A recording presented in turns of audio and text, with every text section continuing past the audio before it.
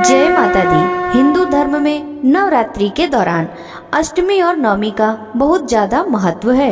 साल 2024 में शारदीय नवरात्र की इन दोनों ही तिथियों को लेकर असमंजस की स्थिति बनी हुई है। चलिए आपको बताते हैं अष्टमी तिथि कब है और नवमी तिथि कब रहेगी। आप सभी जानते हैं कि शारदीय नवरात्र की शुरुआत 3 अक्टूबर 2024 को हुई है। ऐसे में बहुत सारे लोग अष्टमी तिथि में कन्या पूजन करके व्रत का पालना करते हैं। कन्या पूजन करने के पहले हवन करते हैं, जिसे पूर्णाहुति हवन कहते हैं। कुछ लोग नवमी तिथि के दिन हवन करके कन्या पूजन करने के बाद व्रत का पालना करते हैं। अब ऐसे में इस बार क्योंकि अष्टमी तिथि 10 अक्टूबर दिन गुरुवार को दोपहर के बाद यानी 12:33 से शुरू हो रही है और 11 अक्टूबर 2024 दिन शुक्रवार को दोपहर 12:07 पर समाप्त हो जाएगी। इसके बाद नवमी तिथि शुरू हो जाएगी। ऐसे में यदि नवरात्रि में माँ दुर्गा की पूजा के क्रम को देखें तो 10 अक्टूबर गुरुवार को ही अष्टमी तिथि पड़ रही है। भले ही सूर्योदय के समय अष्टमी तिथि विद्यमान ना हो, लेकिन जो भक्त पूरे उपवास रखते हैं या जिनके यहाँ पर अष्टमी के दिन कन्या पूजन होता हो, वो 10 अक्टूबर गुरुवार के ही दिन अष्टमी की पूजा कर सकते हैं, यानी महाअष्टमी बना सकते हैं। और नवमी तिथि 11 अक्टूबर शुक्रवार को दोपहर 12:08 से शुरू हो जाएगी और नवमी तिथि समाप्त होगी 12 अक्टूबर 2024 दिन शनिवार को सुबह 10:58 पर। ऐसे में यदि नवरात्रि के क्रम के अनुसार देखा जाए तो 11 अक्टूबर शुक्रवार को ही महानवमी तिथि रहेगी, भले ही सूर्योदय के समय नवमी तिथि विद्यमान न हो। अब यहाँ पर बात आती है कि आपको किस दिन अष्टमी की या नवमी की पूजा करनी चाहिए या आपको किस दिन कन्या पूजन करना चाहिए। देखिए, तिथियों के अनुसार तो आपको इसी प्रकार अष्टमी नवमी मनानी चाहिए, लेकिन कई बार ऐसा होता है कि जो तिथियां 2 दिन पड़ती हैं तब उसमें आपके आसपास, आपके समाज में, क्षेत्र में जिस भी दिन अष्टमी मनाई जा रही हो या नवमी मनाई जा रही हो, तब आपको उसके अनुसार अष्टमी व नवमी की पूजा करनी चाहिए। उसके अनुसार ही कन्या पूजन करना चाहिए।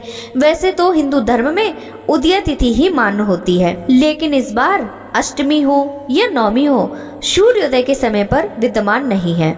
जिस तारीख को अष्टमी तिथि पड़ रही है उस दिन अष्टमी तिथि दोपहर के बाद शुरू हो रही है। लेकिन अगर बात करें नवरात्रि में 9 दुर्गाओं के पूजा के क्रम को, तो यदि आप इस प्रकार से उदय तिथि के अनुसार चलेंगे तो आपको बीच में एक दिन नवरात्रि की पूजा का छोड़ना पड़ेगा, जो कि सही नहीं होगा। इसलिए आपको यदि हो सके तो हमारे द्वारा बताई गई जानकारी के अनुसार अष्टमी या नवमी तिथि की पूजा कर सकते हैं, जैसा कि मैंने आपको बताया है। 10 अक्टूबर 2024 दिन गुरुवार को अष्टमी पूजा की जाएगी।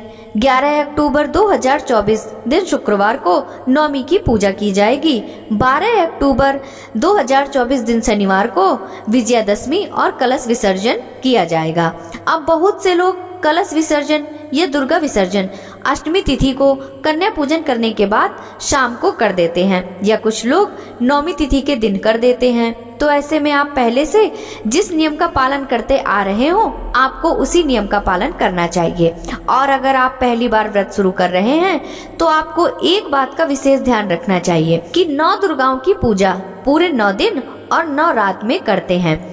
चाहे अष्टमी के दिन कन्या पूजन हो या नवमी के दिन, आपको माता रानी की पूजा पूरे 9 दिन तक तो करनी ही चाहिए और 9 दिन की पूजा के बाद ही आपको कलश या चौकी हटानी चाहिए।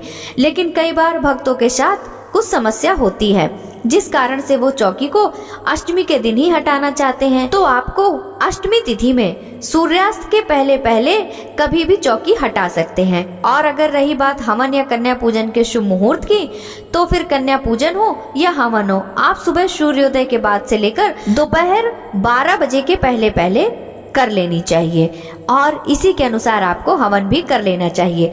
अंतिम दिन सभी 9 दुर्गाओं का ध्यान करके पूर्ण आहुति दी जाती है, जिसमें सभी 9 दुर्गाओं के बीज मंत्र का जाप करके खीर से या हवन सामग्री से अग्नि में आहुति दी जाती है और माँ से प्रार्थना की जाती है कि 9 दिनों में हमसे कोई भूल चूक हुई हो या हमसे उपवास करने में कोई कमी रह गई हो या पूजा पाठ में या हमारी श्रद्धा में कोई कमी रह गई हो तो माता रानी हमारी पूजा को, हमारे उपवास को कमी सहित स्वीकार करें और हम सभी पर अपना आशीर्वाद बनाए रखें। 12 अक्टूबर 2024 दिन शनिवार को कलश विसर्जन या दुर्गा विसर्जन सुबह 10:59 से शाम 5 बजे तक कर लेना है। अधिकतर लोगों का यह प्रश्न भी होता है कि जिस दिन हम पारणा करेंगे क्या उस दिन हम 2 बार भोजन कर सकते हैं? जी हाँ, आप सुबह और शाम दोनों समय भोजन कर सकते हैं, लेकिन आप जो भी भोजन करें वो घर का ही बना शुद्ध एवं सात्विक भोजन होना चाहिए,